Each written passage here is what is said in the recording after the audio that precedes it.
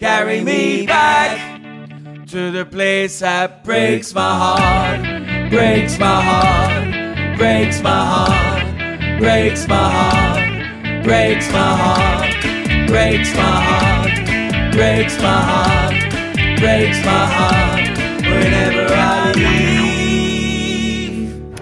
As frequent visitors to NYC, we're often asked by friends, family, what to do. I'm not very good at advice, but I can show you what we enjoy doing. Hello, and welcome to the first of hopefully many videos of our experiences around New York City. Today we're going to be talking about transport, how to get into Manhattan and around New York City. Now you could get here by road, rail or sea if you're posh. However, we've never done that, so hopefully if you do arrive by those ways, some of the things we're going to tell you about a bit later on, getting around the city, might be of use to you. When you arrive at the airport, you may be approached by someone who says, do you need to ride into Manhattan? Say no. That's good advice wherever you are. Okay, the two New York City airports are JFK and LaGuardia.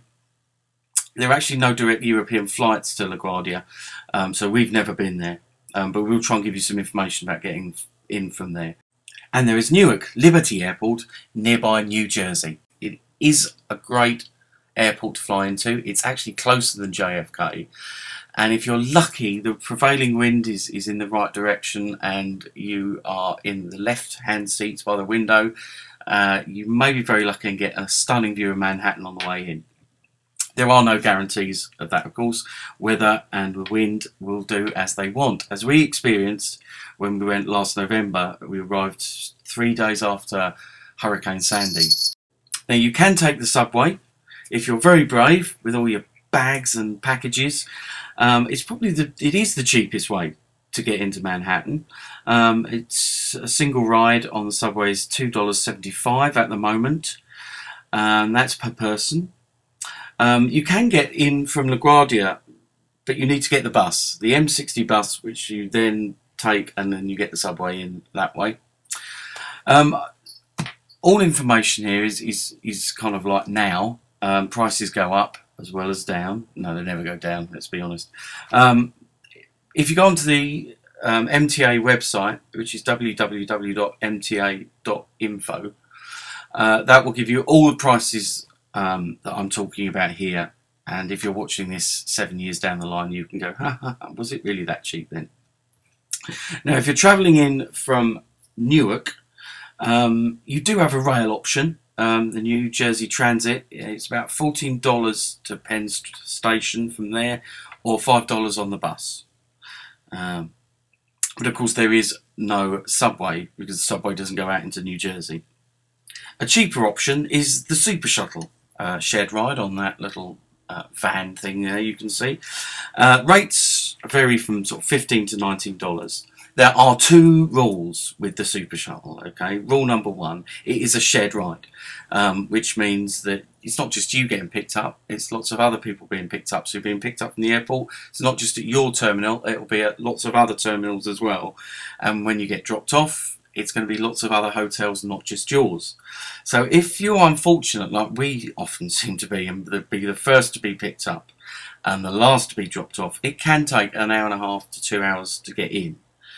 So that's something to be aware of. Now, rule number two, this is really important, okay? Print off and sign your voucher. When you pay for it, you will get something called a voucher, which you need to print off and you need to sign. You can't show the driver an email. You can't just tell him you've paid. They have to see the voucher, okay? Otherwise, they'll just make you pay again, or they won't take you, okay? So that is the big rule number two. Now, our normal way of getting in, we've used the Super Shuttle on a number of occasions, but we also like to get the cab in as well. Now, this isn't the cheapest option by a long stretch, but it is probably the nicest way, bar a stretch limousine, of getting into Manhattan. Now, from JFK, there are flat rates. It's $52 plus 50 cents New York state tax plus tolls. Those are current prices. If your driver takes you through the Queen's Midtown Tunnel, it's going to be a toll which you'll pay of $5.33. Then once you stick on your 20% tip on that, you could be looking at sort of $65. But again, if there's 2-3 of you, then obviously it's a shared cost. Hopefully, make sure that everyone puts their hand in their pocket for that one. You'll be charged on a rate code 2 when you get picked up. And what that means is you'll get your cab from JFK. It'll take you to the first place in Manhattan, and you'll get charged the charges I've just told you. However, if you're with someone else who's staying somewhere else, then it changes to rate code 1, and it'll be a standard taxi fare to wherever they want to go in Manhattan. If you're travelling in from LaGuardia, it's all on rate code 1. I'm getting prices of between $30 and $40 to get in from LaGuardia into Manhattan. It depends where you want to go. There's no flat fare like there is at JFK. Newark, they charge you on something called a rate code 3. That's basically the same as just being charged for wherever you're going, only they put on a $17.50 surcharge, because you're travelling from one state, New Jersey, into another state, New York, and you also have to pay your tolls as well. Now, if you are worried about, if you want a flat fee, if you want to know what you're paying, then there are limos and there are just ordinary cars that can take you in, and they will charge you flat fees, and you can get a quote from those at Dial 7, so that's www.dial7.com, or Allstate Limo, www.allstatelimo.com. I will put all these links in the bit about the video at the bottom, so don't worry. You can also check out rates for things like tolls and bridges, because not all of the bridges have tolls. www.nyc.gov, and that's got all of the tolls that you will incur or not, depending on which bridge you take. Okay, when we're in New York City, we do get the cab around sometimes when we're feeling extravagant, but it can be quite expensive. The cheapest and the quickest way of getting around New York City is the subway. Don't be afraid.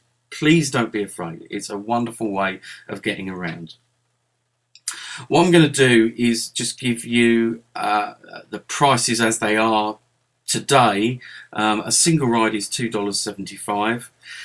We often, and in fact nearly always, go for the 7-day unlimited pass, which is $30. Even if we're not there for 7 days, it's good value for money.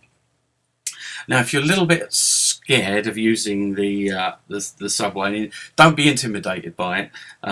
Have a look on. There's a video on one of my playlists. The playlist is called Great Tips for Your First NYC Visit, and the video is called NYC Subway Welcome to New York City. It tells you all about going and buying a ticket and finding a subway. Unfortunately, one of the things the video doesn't show you is how to use the subway map to get around the subway.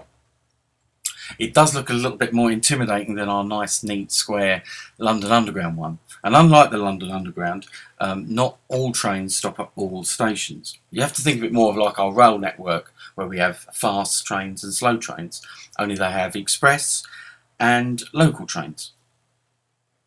So if you gaze your eyes to the red line that goes up the left-hand side of the screen in between Central Park and the Hudson River, at 72nd Street, you're going to see 3 red circles with the numbers 1, 2 or 3. And that means that you can get the 1, 2 or 3 train from that station. That's also marked on underneath the name of the station as well. Now, if you wanted to head 2 stops north, that's up to 86th Street, you would need to take the 1 train. If you look under 86th Street, you'll see a little black 1, and that means that the 1 train, the local, stops there. If, however, you were travelling a little bit further to 96th Street, you could take either the 1, 2 or 3 train. Now, if, for instance, you were being very bold and heading north to the northeast corner of Central Park North, 110th Street station, you'll notice underneath is marked the 2 and the 3. So you would need to get the 2 and 3 train from 72nd Street. I hope that's made it clear. So that's the end of this very first video. I hope you've enjoyed it. It's been a lot of information to get through. I will put links in the description, and from here on, it's going to be a lot nicer ride, I think. And thank you for listening. Please email me or catch me on Twitter, and take care.